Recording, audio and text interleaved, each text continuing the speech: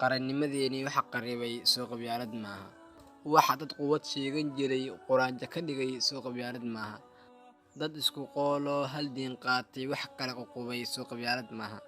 Qamaamul qurbaha ka timid waxa kuraasta qabta dhahay soo qabyaalad maaha. Dhalin qalinka qaadatay aqoonin qalbiga buuxdo waxa quusta dhigay soo qabyaalad maaha. Qamar dilkeediyo qalooco waxba qaban in qoota looga qalo soo qabyaalad maaha.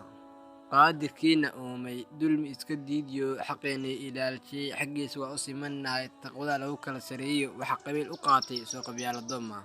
Dad qabiiltu ku haayo midkii qoorsiibi lahay qolkiisa sukayaha dhaqaajiyo inuu boqornimada u qeylinayo aqoon waxa uu qabanayo ayaanu nahay.